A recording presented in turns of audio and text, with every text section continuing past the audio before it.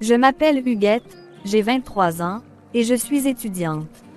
Aujourd'hui, je viens partager mon témoignage sur la cuisine de ma tante, Mamie Ocoque, de Vogada. Tout a commencé un jour où j'ai décidé de rendre visite à ma tante dans son restaurant.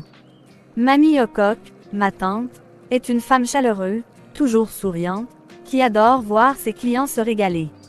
Elle est une cuisinière reconnue de Vogada, un quartier populaire de Yaoundé, où elle est connue pour ses plats savoureux, en particulier son célèbre coq, un mets traditionnel qu'on déguste avec du bâton de manioc. Ce jour-là, en arrivant, une délicieuse odeur s'échappait de sa grande marmite fumante. L'ambiance était conviviale, les clients affluaient, s'installant sur les bancs en bois, impatients de déguster leur repas. Ma tante, fidèle à elle-même, m'a servi une assiette généreusement garnie accompagnée d'un verre de jus de fruits frais. Dès la première bouchée, j'ai été conquise. C'était incroyablement bon. J'ai mangé sans m'arrêter, savourant chaque cuillerée jusqu'à ce que je sois tellement rassasiée que je n'arrivais plus à me lever. Les clients autour de moi se régalaient aussi, discutant joyeusement entre deux bouchées. L'énergie du lieu était contagieuse, et je comprenais pourquoi ma tante avait tant de succès. Mais quelques heures après mon retour à la résidence universitaire, une douleur intense a commencé rosse, comme si mon estomac se rebellait contre moi. J'ai couru aux toilettes et là, l'enfer. Je me suis dit que c'était sûrement le piment du beignet maïs que j'avais mangé plus tôt. Exténuée, je me suis endormie, pliée en deux de douleur. 2 semaines plus tard, intriguée par le succès de ma tante, je suis retournée la voir pour lui demander son secret. En tant qu'étudiante, je voulais aussi me lancer dans la vente d'Ocoque pour gagner un peu d'argent. Ma tante m'a regardée avec sérieux avant de me dire « Ma fille, tu sais que je n'ai pas d'enfant, et je t'aime beaucoup. Mais promets-moi une chose, garde bien mon secret. Chaque cuisinier a son ingrédient spécial. » Curieuse, j'ai hoché la tête. « Chaque semaine, tu viendras récupérer ton ingrédient spécial chez moi.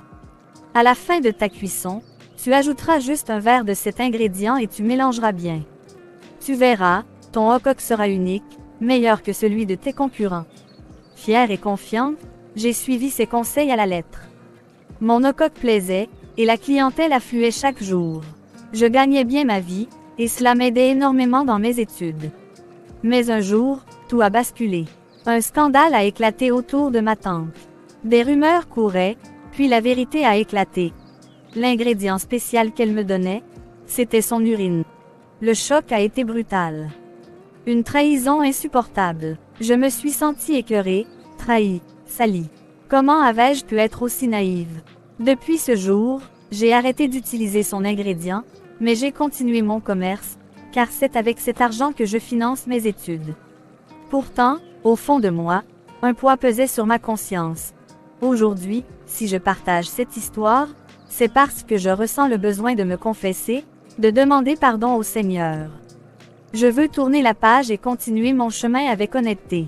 Cependant, j'ai appris que dans la quête du succès, il est essentiel de toujours privilégier l'honnêteté et l'intégrité. Le chemin facile ou les raccourcis douteux peuvent apporter des gains rapides, mais ils finissent toujours par se retourner contre nous. Lorsque l'on entreprend, surtout dans le domaine de la restauration, la confiance des clients est primordiale. Il vaut mieux bâtir son succès sur des bases saines et transparentes.